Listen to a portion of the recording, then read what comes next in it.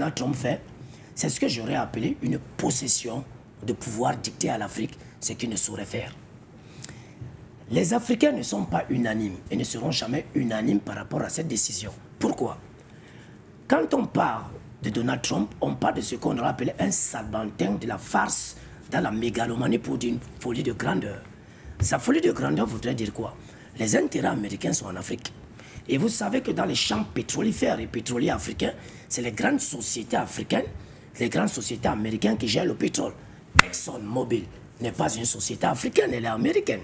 Et vous savez que ExxonMobil, au Congo, que ce soit dans certains pays d'Afrique où il y a les offshore, la société américaine emploie des gens. Alors, je regarde au niveau du Congo, surtout au niveau de Pointe-Noire, que je connais très bien. Vous avez ce qu'on appelle les grands champs pétrolifères. C'est ce qui nous donne la guerre de 1998 entre le président Sassou, actuellement au pouvoir, et le départ de Pascal Lissouba. Pascal Lissouba, oui. Alors, lorsque je pose ce décor, c'est pour vous faire comprendre que le peuple congolais, attention, le Congo a été une république populaire jusqu'en 1992, avant le vent d'Ouest. Parce que la République populaire du Congo était une république communiste. Elle devient une république du Congo de 92 à 93. Ça veut dire qu'il y a un éveil de conscience. Et après 98, le président Sassou Nguesso décide de quitter un certain bloc pour revendiquer que les entreprises qui préparent le pétrole, qui pugent le pétrole sur sa mer, doivent payer normalement. C'est ce qui ramène Sassou, le général maréchal, le maréchal Sassou, au pouvoir.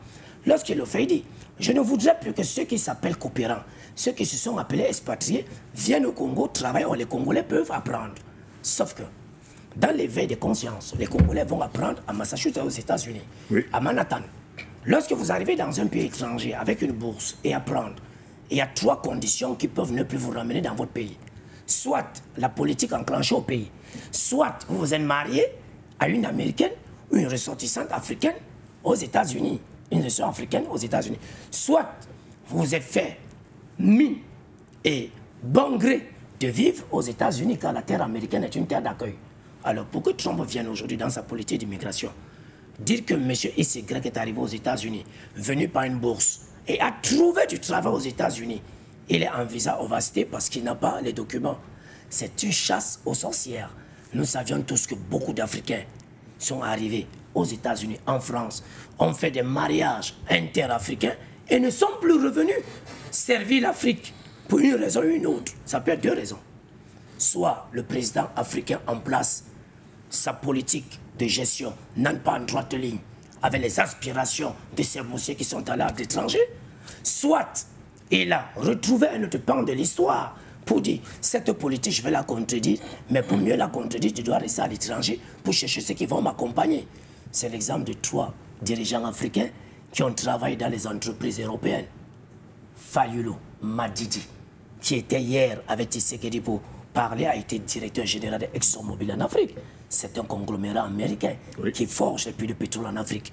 Vous allez regarder Thiam, qui a été exclu en Côte d'Ivoire aux élections présidentielles, est issu de l'école des mines de France, a une nationalité française, et aujourd'hui écarté de la l'élection présidentielle. Oui. Vous allez remarquer qu'il y a un autre au Cameroun, Marafa Amidou Yaya, diplômé de l'école des mines des États-Unis. Pétrochimiste. Pour une raison ou pour une autre, est aujourd'hui en prison pour des velléités présidentielles. Il faut le dire à suffisance pour démontrer sur la page panafricaine qu'à un certain moment, ce que Donald Trump est en train de faire, c'est lorsque les intérêts de ceux qu'il a formés ne sont pas acceptés dans leur pays, il veut leur envoyer de force. Et c'est le cas du pipeline d'Oba Logistique, pipeline Djamena Kribi, c'est un pipeline américain. Il n'est pas le nôtre, il n'est pas tchadien. Il a été contrôlé par une société américaine.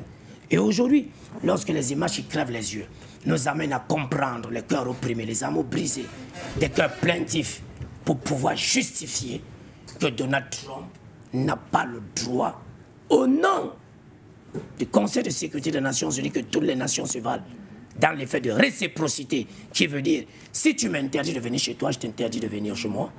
Il est donc question que nous, Africains, nous parlons d'une seule voix, comme il a dit cela, parce qu'il ne veut pas, il veut placer ses pions auprès des entreprises africaines et auprès de la gouvernance africaine, Donald Trump dans le travel ban, dans une explication, voudrait tout seulement dire en anglais, si je viens chez vous, vous devez venir chez moi.